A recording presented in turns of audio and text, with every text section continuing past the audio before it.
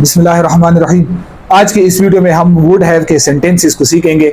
Would have जो है ये हम इस्तेमाल करते हैं imaginary situation in the past. Imaginary situation कहते हैं कि जो काम ये सच नहीं हो सकता, ये सिर्फ हम अपने साथ रिग्रेट करते हैं, ये हम अपने साथ सिर्फ ख्याल और तसव्वुर कर सकते हैं। हम कहते हैं कि अगर इस तरह हुआ होता तो इसका रिजल्ट कुछ और होता। जिस तरह हमने ये एग्जाम्पल के तौर पर लिखा है कि अगर तुम मेहनत करते, अब इसका जो ट्रू सिचुएशन है वो ये है कि मैंने मेहनत नहीं की है, तुमने मेहनत नहीं की है, अगर तुम मेहनत करते तो कामयाब हो जाते।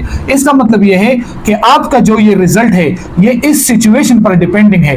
अगर ये सिचुएशन पास हो जाता, अगर ये सिचुएशन वाक़ होता पास्ट में, तो इसका ये रिजल्ट निकलता। लेकिन चूंकि ये जो सिचुएशन है ये पास नहीं हुआ है, इसलिए इसका ये रिजल्ट भी हमें नहीं मिला है। तो इसके लिए हम इस्तेमाल करते हैं वुड हैव, यानी इमेजिनरी सिचुएशन, जो हम ख्यालों में, सोचों में कहते हैं कि अगर इस तरह हुआ होता तो इसका रिजल्ट इस तरह निकलता। तो इसके लिए वुड हैव का इस्तेमाल करते हैं। स्ट्रक्चर को इस तरह है कि सबसे पहले हम सब्जेक्ट का इस्तेमाल करते हैं, उसके बाद हम वुड हैव का इस्तेमाल करते हैं, उसके बाद हम वर्ब थर्ड फॉर्म और लास्ट में हम ऑब्जेक्ट का इस्तेमाल करते हैं। और इस ऑब्जेक्ट के बाद हम इफ की जो सेंटेंसेस हैं, यानी इफ क्लॉज, उसका इस्तेमाल करते हैं। और इफ क्लॉज का इस्तेमाल जो है ये हम करते हैं पास्ट परफेक्ट टेंस के अंदर। तो पहला जुमला है अगर तुम मेहनत करते तो कामयाब हो जाते। इसके लिए हम इस्तेमाल करते हैं you would have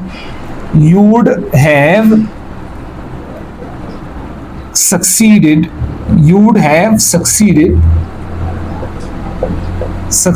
if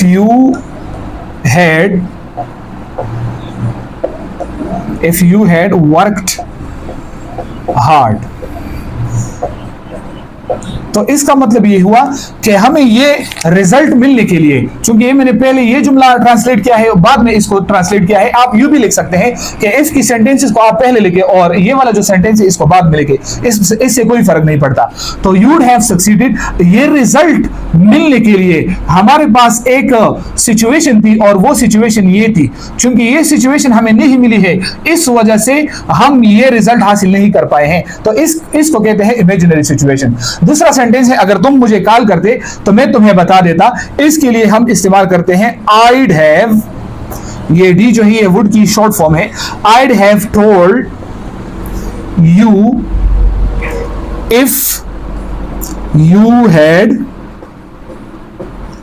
called me.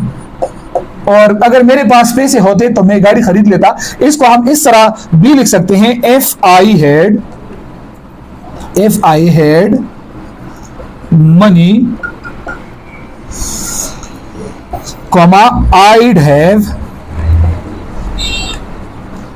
have bought a car। तो इसको आप यूं भी लिख सकते हैं, एफ की सेंटेंसेस को पहले लिख लिया और वुड हैव के जो सेंटेंसेस को बाद में लिख लिया। इससे मानी के ऊपर कोई असर नहीं पड़ता। Thank you.